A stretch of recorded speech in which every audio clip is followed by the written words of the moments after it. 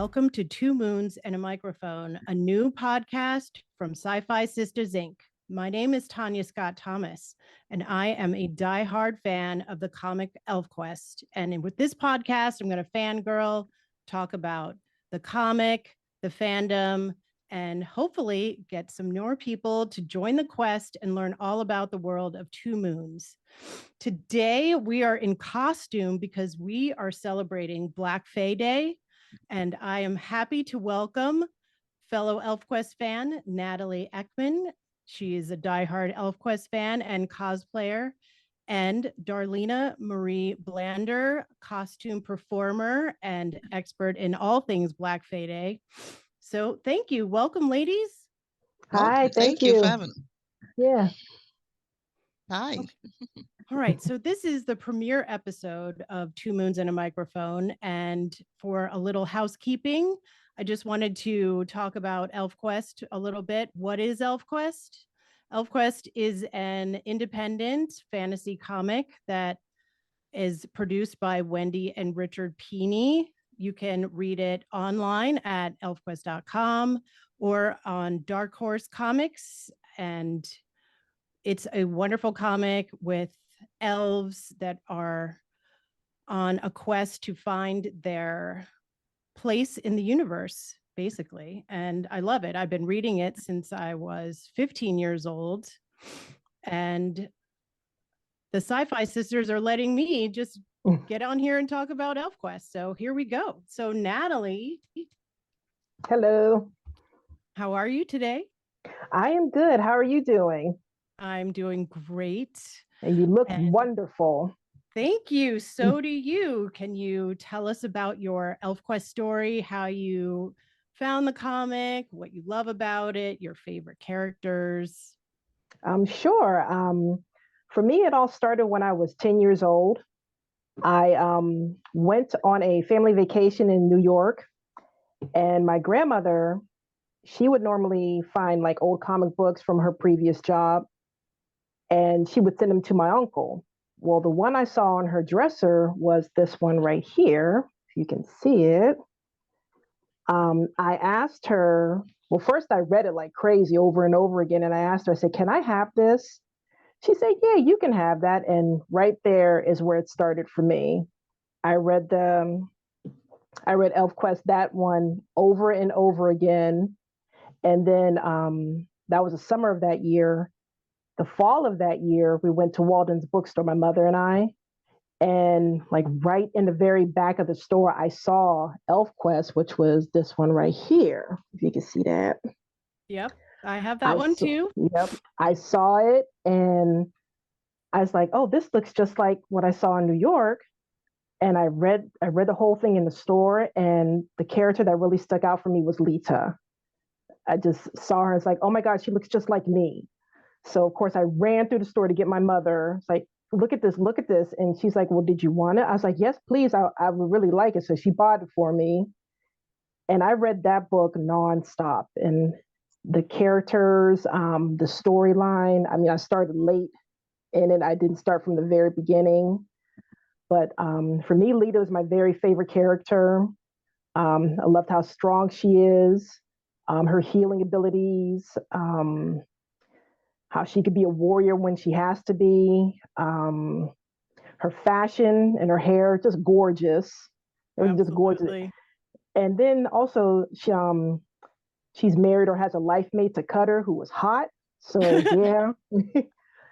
And later that year, in Christmas of that year, my mother saw how much I was reading ElfQuest. She just saw like, okay, she's really reading, which I didn't like doing back in the day. So she surprised me, and she got me all three, if you can see them all here, all three of these for Christmas.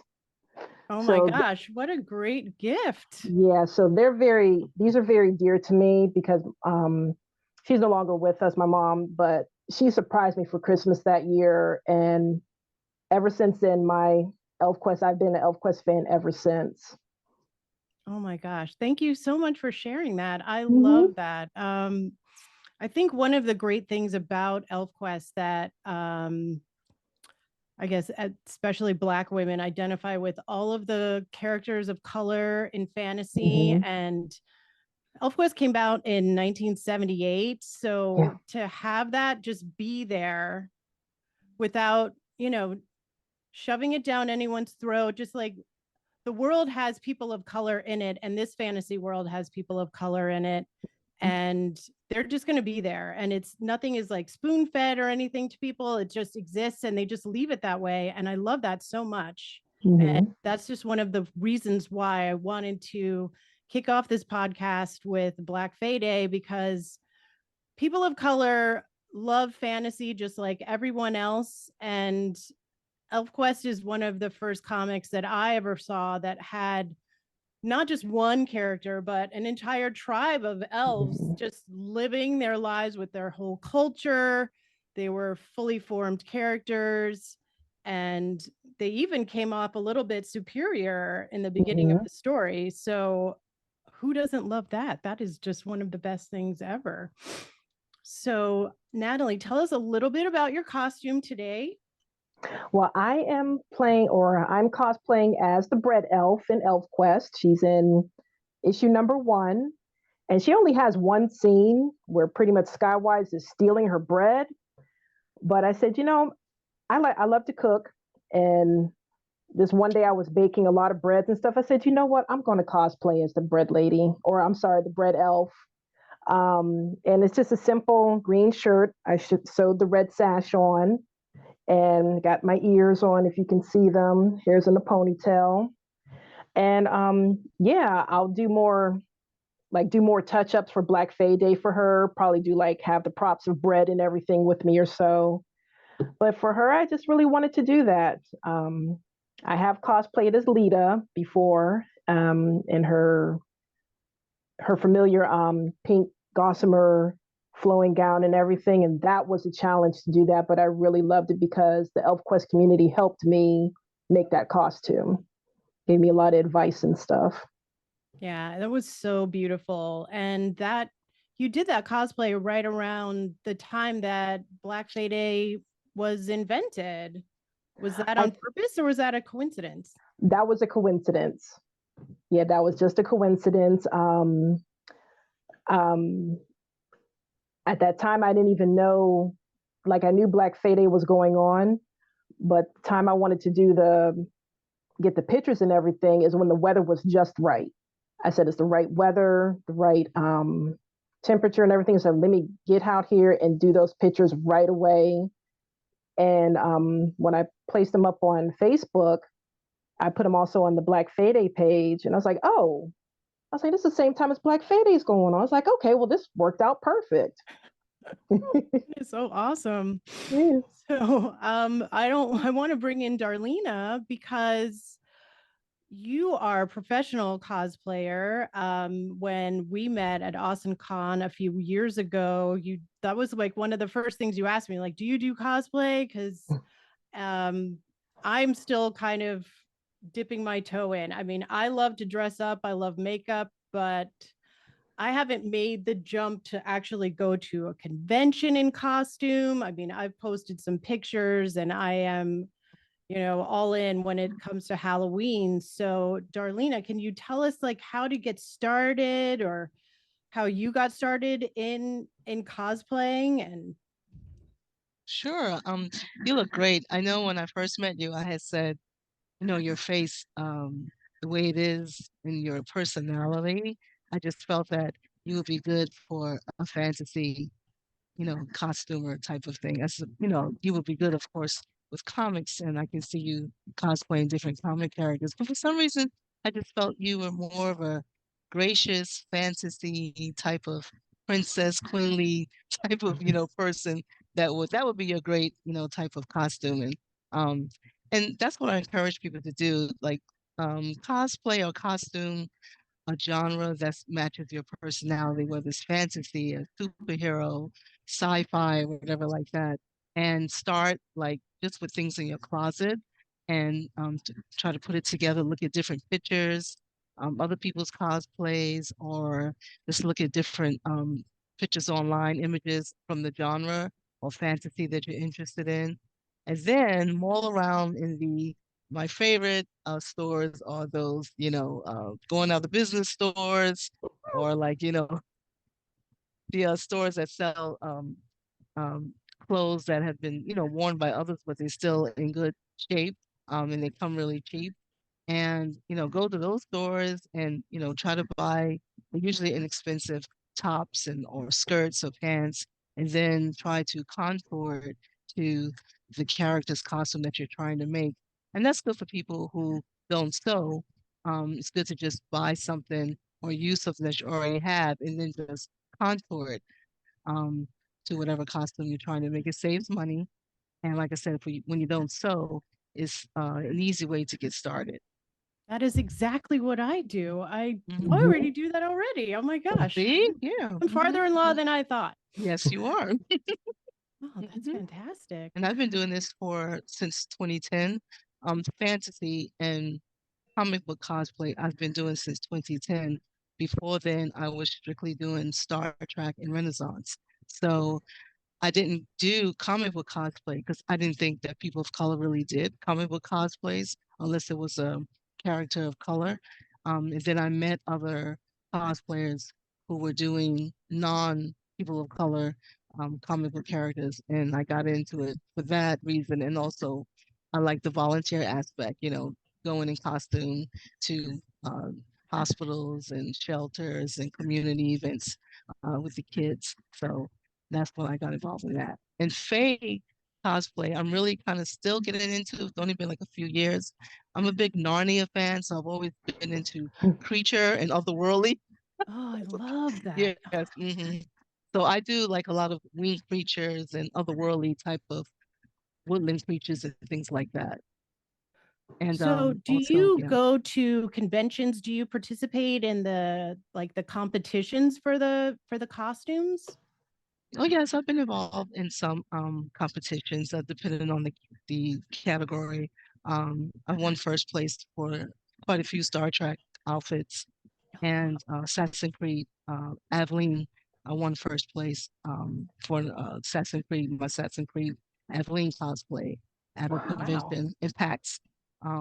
So yeah, I don't really compete anymore because I really thought about it, and I don't really like competition because sometimes it's heavy on people who have great costuming skills, and then the little people just getting started. It's yeah, they don't always have the different categories based on your skill level. Which when I did do competitions like my group ourselves, we would have different categories because I think that's just fair. It's like it's what you put into it, what you create. It's not really something that should be judged because it's yours, it's your creation. So that's kind of why I kind of moved away from the competitions. Oh, I see that. Yeah. That makes sense. I'm not a very competitive person, and my family is hyper competitive, so it always makes me like, God, can't you guys just enjoy like the process? Like, just Right. That's just right. enjoy being together. We have family game night, and I absolutely hate it. It's the worst. It's the worst night. Someone's always ends up crying or yelling, or because they hate losing, and I'm usually the one who loses. So I try to set an example, but it doesn't really work. So I don't know. So Natalie, do you go to conventions in cosplay too, or Yes, I do. I really I went to a lot of anime conventions, but I never dressed up in cosplay or anything. The first convention I went to was the Youngstown Comic Con convention. It was a few years ago, before COVID hit. I went as Esmeralda from The Hunchback of Notre Dame, and the costume was real easy to make. Um, like Darlena said, I went to old stores that was going out of business to find the scarf and the little golden coins that she had on her skirt and everything. And mostly everything else I had in my closet. So it's like, well, that worked out because I still had medieval costumes. And the second time I went in cosplay for another Youngstown Comic-Con convention was, I went as Wonder Woman because she is my absolute favorite hero from DC. And I actually just lucked out and found the costume on Amazon and just kind of sewed everything on the boots because they said they had pullover sleeves for the boots, but they didn't actually fit my boots because I got big feet. So I just cut them apart and just sewed them on, and it's like you're gonna fit. So there we go. All my other cosplay I do when I go to the medieval fairs, I have like a whole array of different medieval dresses, jewelry.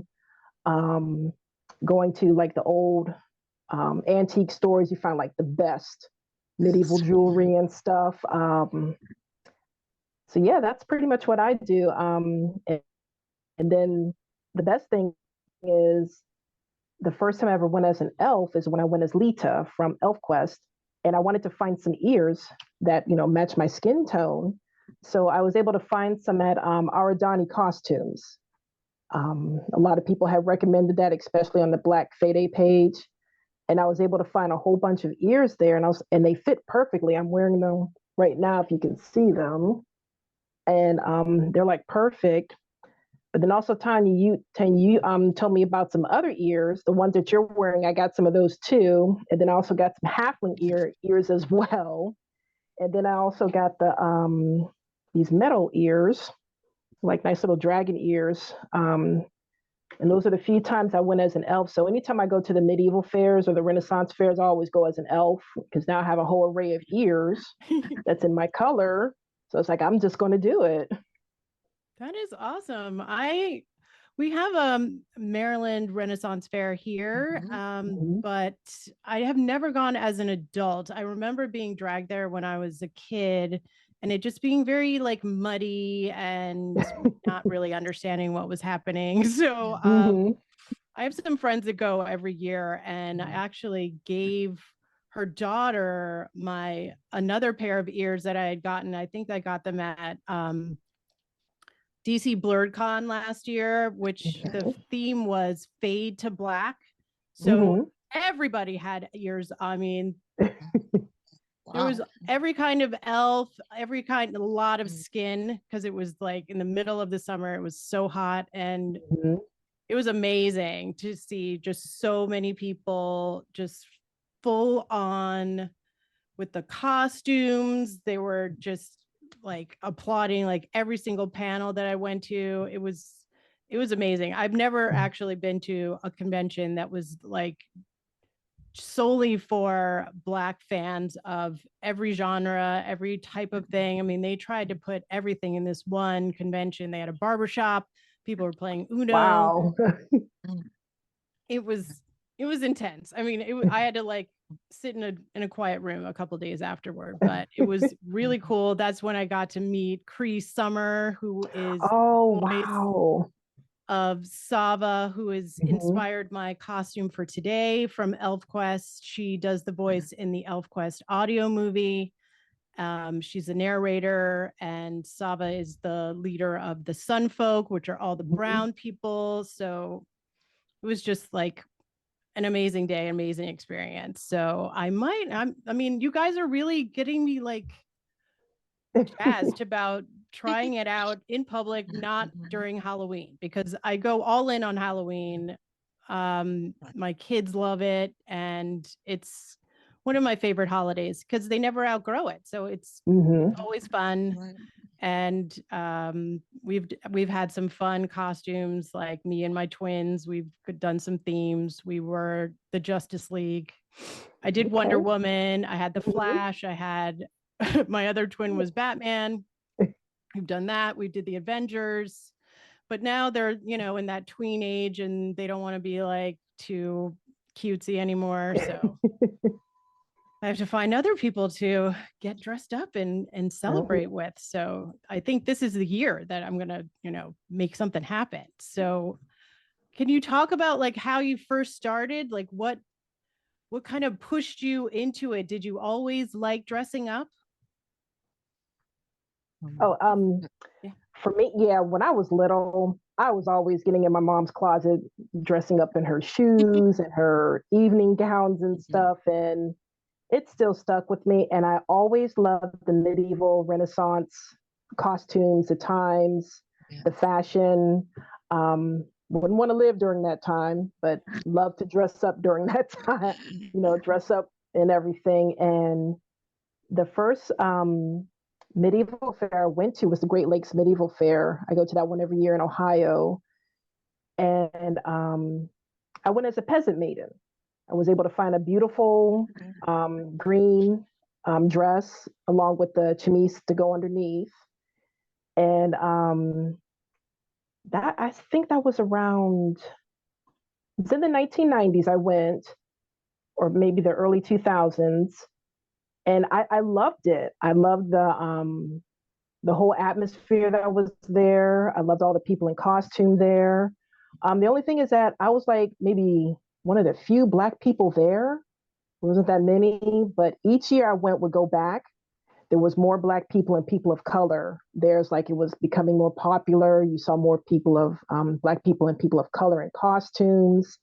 Um, and it was just really amazing. Each year I would get a new dress. At this point, I need to stop getting all these dresses because I don't have any room in my closet. So it's also a good thing to like mix and match, do different costumes, mix and match and everything.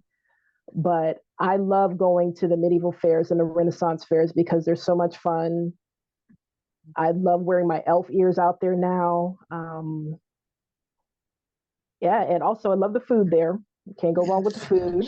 And the beer. Is that the And big the beer. turkey leg? That seems to be Yes. like the thing. Everybody Mhm. just goes nuts over those. Do Yeah, you go they're to those medieval fairs too, Darlena? Oh yes. I started out with between Star Trek and the medieval fairs, thanks to my parents. Oh wow. Parents, it's all my parents' fault. They got me involved in this.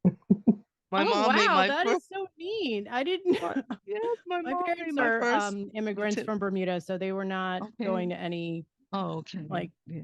that was not a thing. Yeah. So Yeah. Creativity. Well, my dad was a jazz percussionist, so he's okay. always in entertainment. And my mom, she loved writing little short stories and things like that. So she got us into school plays and everything. And she made my first Lieutenant Uhura outfit when I was young. Because Wow. it's my parents' fault. I'm a Trekkie. oh, wow. So your So mom was a yes. Trekkie and Yeah, she my parents, yeah, they love Star Trek. And they just pushed us to be creative. It didn't really, my sister, she loves to draw. My brother loves to draw. My other brother loves to build things, but I'm the one that took to making costumes and things like that. So that's how I got started. And it was like Natalie, big Renaissance, medieval, otherworldly creatures, Star Trek.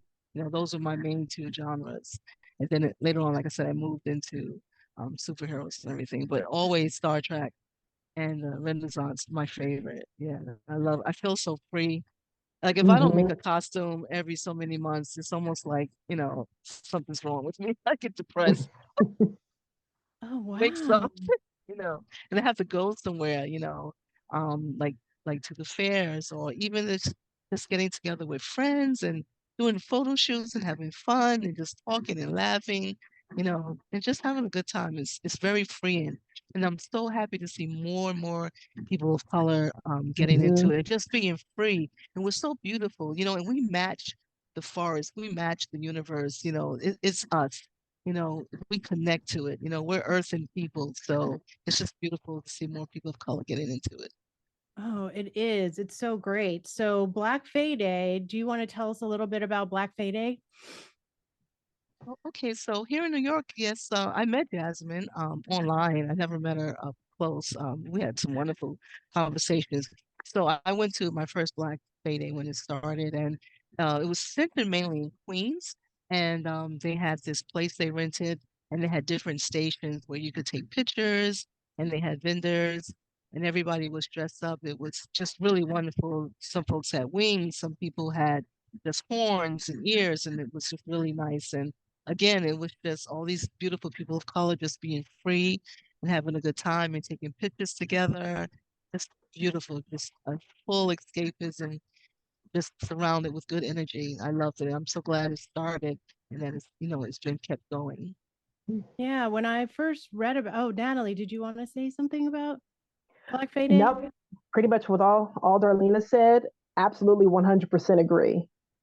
Yeah, What when I first read about it, I was just like, yes, this is exactly like the ethos is that is me, she is me, I am her, that we're together. Like I was so on board for what Black Fae Day is. So Black Fae Day is the second Saturday in May, and it's for all people of color to embrace whatever fantasy character they love the most. There are lots of meetups.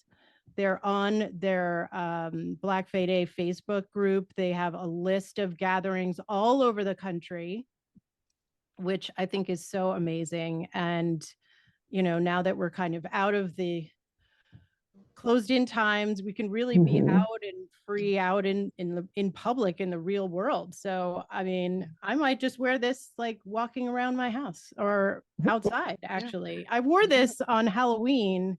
I went to Costco, I went to the grocery store. Nobody said anything. Like people were just like whatever, and it was just like when I was a kid, because I was kind of raised an only child and I loved to dress up. I loved anything sparkly, and I would make myself crowns and walk around my house, and my parents were just like, this child is special. Awesome. So we're very excited to, and I don't know, about all of our loves of all fantasy things, and just to be free and have some whimsy, because you know life can get very stressful, and you were saying, Darlena, like it's just a great way to be creative and take the stress away, and you know, focus your energies on something positive and light, and I am all for that. So Beautiful. absolutely fabulous. So let's see. What are you working on next? Are you working on a new costume? Me? Darlena? Or Yes. Well, Mermaid Parade is coming up in June. So I have my Fae outfit all ready to go for that. For Fae Day, I have my outfit for that. I have to tweak it a little bit, but it's almost ready. It's not a particular character. It's just a general, you know, Fae inspired, woodland creature inspired outfit. And after that, I'm working on for Mermaid Parade, my new mermaid outfit. for the Mermaid Parade on Cody In New York Island? City. Yes. A friend of mine takes pictures of that. He's like a street photographer, and they're always amazing. I love the photos. So, Darlena, could you tell us about all of the activities that you do to kind of help new cosplayers, and how you help them tweak their outfits and get them out there to start sharing? Yeah, so sometime at conventions we'll do workshops where we talk about how to get into cosplaying like on a budget where you don't have to spend a whole lot of money, and just share tips like what we talked about, going to the secondhand stores and antique stores and buying outfits and then contouring them. Sometimes the group will get together and we'll, you know, pitch in $5 each and we'll rent a studio where we can bring in our little sewing machines and help each other. You know, measure each other and help each other figure things out, where to put the Velcro, where to put a snap, how to create this look, how to create that look. We have seamstresses, some who are been sewing for a long time and they do it professionally. Like it's their job. And so they'll share tips on how to properly take your measurements, how to do different types of stitching, and how to do different type of cut cuts to create the look that you want. And then sometimes we have people in our group that do props. So they'll show how to make props using the different type of materials that a lot of people use for making props, and how to sand things down and how to spray paint and everything like that. So we get together and we help each other with that. And like Natalie said, in the different groups, we share ideas and share tips. And then we like to do the photo shoots, not only because they're fun and we can get together and catch up, but so that costumers and cosplayers can have professional pictures. Mhm. They can have professional pictures of themselves, and then we need professional pictures also to post on our social media because we get invited to do the charities. So we want when people contact us, they want to see the nice pictures of our outfits, make sure they're child friendly and everything. And most of us have two sets of outfits, child friendly and convention, let it loose, let it hang out kind of thing. Very hot. Yes, there. As I said at DC BlurredCon, there Yeah. was quite a lot of skin, but hey, it's free. I mean, everybody has their own level, and Yeah. I'm not Your here to level of judge. comfort, yeah. I thought it was amazing, but Mhm. so these groups, how did you like find out about these groups and join them? These are like in real life and online or both. Mhm. Mhm. Yes, the online group I joined. Well, my first group I joined was the New York City Star Trek meetup. That was my first ever, social media group that I joined. And then I joined like some other groups, dedicated to the different genres. And then I formed the New York Costume Performance Network, mainly to try to get more community and to get cosplayers involved in volunteer work. Um, and then the group just started, developing more and more of a network community type of situation.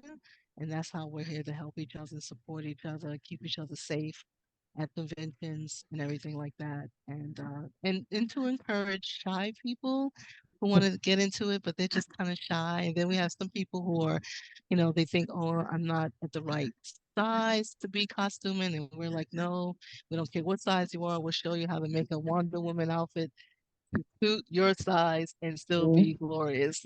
So we're very much about encouraging people to be happy with who you are and not feel you have to fit a certain mold in order to do this. And no matter how mainstream costume becomes, because when it gets like mainstream, that's when people start getting like, oh, you have to be a certain size. You can't cosplay a character that's not your race. And it's crazy. So I'm glad to see the costume and community pushing back on that and just encouraging people to just do what you want to do and be who you are and just be free and not be, held in bondage by any of that. Mm. Yeah, I think that is so important because I see that come up a lot in the ElfQuest group when people are doing cosplay. They feel like they have to be a certain size or Mhm.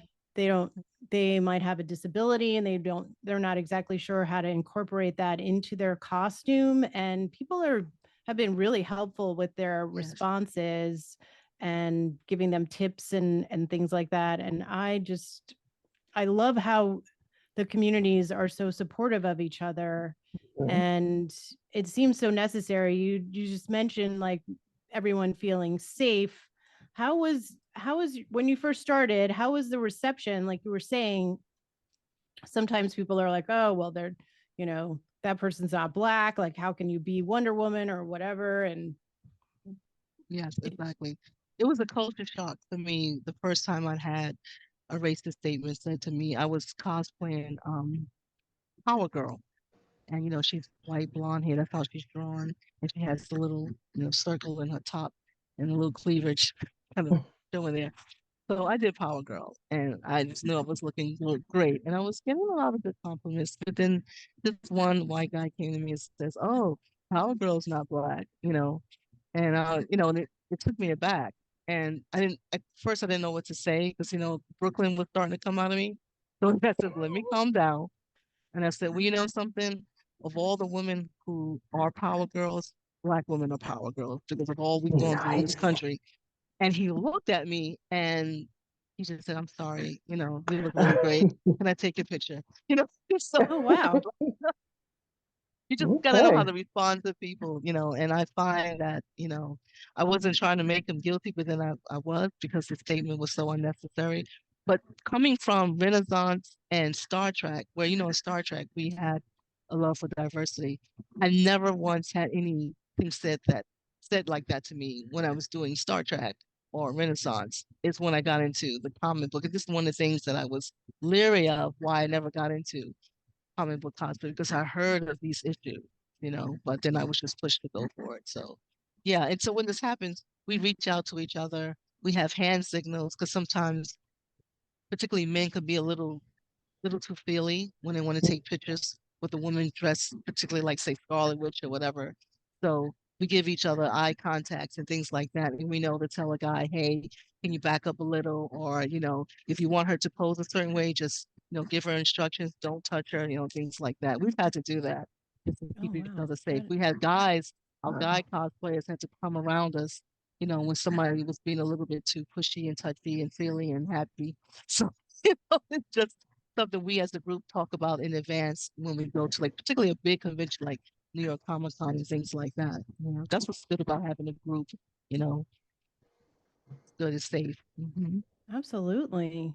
Yeah, Mhm. all of those things I could see happening. I mean, Wendy Pini, the creator of ElfQuest, she started out as a cosplayer. She did Mhm. Red Sonja, and she wore this, like, she made it herself, this metal bikini. And she said she didn't get much like problems, or she gave it right back to whoever was, maybe trying to harass her. But I Mm. personally would be so self-conscious out in just a bikini. Well, I can't wear bikinis anymore anyway. I have 4 kids. So it's not happening. But um I'm just I just really like admire how people are so bold to just like go out and be free in public and not have those inhibitions. And I just admire it so much. And the craftsmanship of like the costumes. I mean, I always say I'm just like a closet cosplayer because Mhm. I don't feel like I have the time. And I give so much deference to the people that do, like you, that put in so much time and effort and into the like craft of it all. I think it's amazing. I really love it. It's awesome. It is awesome. Okay, so Natalie, how have you been received? Have you always had like good experiences with your cosplay? Um, I've had good experiences. The first time I went as Wonder Woman, I was so nervous, but I really, really, really wanted to go as Wonder Woman. That was like my dream since I was little. And when the year I went to the Youngstown Comic Con, walked in as Wonder Woman, there was like Wonder Womans of every size, shape, and color there. So I'm like, oh yeah, I'll be okay. Just all like all ethnicities, colors, shapes, sizes. It was just really a beautiful eye opener to see that. And yeah, I didn't have any problems. I had people ask to take pictures with me and stuff. And the one year that I went as Esmeralda, I went for the Comic Con in Youngstown and also for the medieval fair. For me, I think if you're going as for me personally, if I'm going as a comic book character or say a Disney character, if a child comes up to you and says, oh, look, that's so and so, I feel that I've done it right, because I had a lot of children come up to me at the medieval fair saying, oh, Esmeralda, it's Esmeralda. And they're like, hey, we saw your hunchback, he's over there and stuff. So I had so much fun cosplaying those characters, and just cosplaying in general. I just have so much fun with it. Um, like Darlena said, it's escapism. I love it, just to go out there and then to see more people like me doing it as well, and being welcomed into the groups and getting help from people from all over the world to do the cosplay and to help you get that costume just right. That's what I love about it the most. So do you have a group where you live, or do you usually go by yourself, or I usually go by myself, or I'll go with a group of friends. We'll meet at a convention or so. What I really wanted to do, this was just before COVID hit. I partnered the Labyrinth fan group, and they were going to have a Labyrinth ball. I believe it was going to be up in close to PA. I would have been able to drive out to go to it, but COVID hit, so they had to cancel everything. And going to the Labyrinth ball is one of the things I've always wanted to do in cosplay as. Is that Labyrinth, the movie with David Bowie? Yes. Oh my gosh. Okay. Yeah. Wow. I've never seen it, but I've seen like clips of it. And I know it's like beloved. I know Oh, it it's has. an amazing movie. The soundtrack, the movie, everything. And I believe Wendy Pini, she went to the Labyrinth Ball in California, Los Angeles. That's like the really huge main one.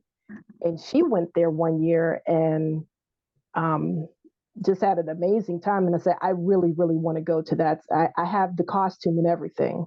All I got to do is just get out there and go to it.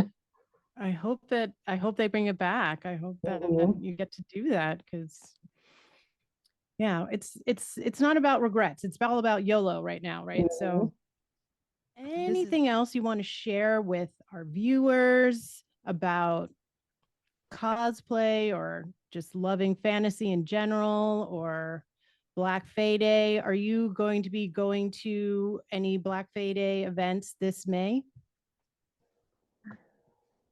I don't think so. If I do, I'll let everybody know right away. But for right now, I think for Black Fae Day, I want to tweak up the ElfQuest bread elf and want to take some pictures out we have a nice botanical garden in our area. So I want to take pictures out there and also probably dress up as another elf too. But if there's any groups or anything going on near me, I will definitely go and attend them without a doubt. Yeah. What about you, Darlena? Yeah, same here. I'm gonna be looking to see what's going on and see who's doing what and then get with some people we come supported. And I too just want to be able to maybe have a picnic. I would like a little picnic. We all can put out our blankets and sit there in our phase and fantasy and have some sandwiches and take pictures. Faye's got to eat too. No meat, of course. But yeah, we'll be looking to see what's going on and definitely go out and support. Oh, wonderful. To find out more about Black Fae Day, you can check the Black Fae Day official group on Facebook. They have a website as well, Black Fae Day, and you can find out about events going on where you live, or you could just take a picture of yourself in any fantasy character that you like and post it and use the hashtag Black Fae Day.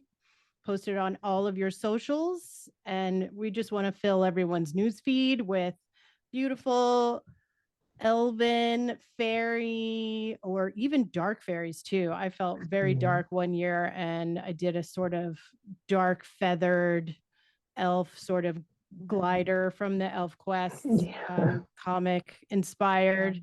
I thought I was going to do something else, but then I saw these black feathers and that was it. I was like, I'm in. I'm all over it. So please do join in the fun of Black Fae Day and join in the quest of ElfQuest. Learn about the world of Two Moons. You can start reading it for free on elfquest.com. See what all this love is about. It's just a great story, and I think you'll love it. I even got Darlena to check it out. Yes, I'm reading. That's great.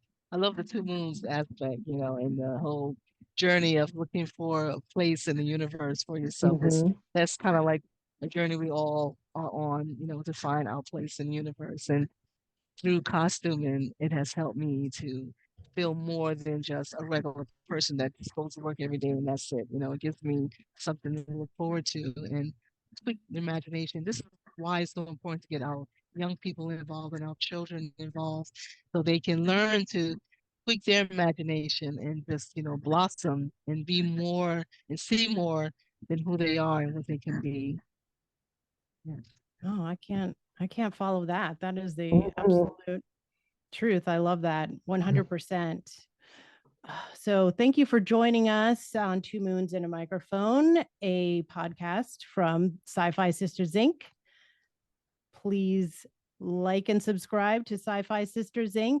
And we'll see you next time. Shade and sweet water. Okay.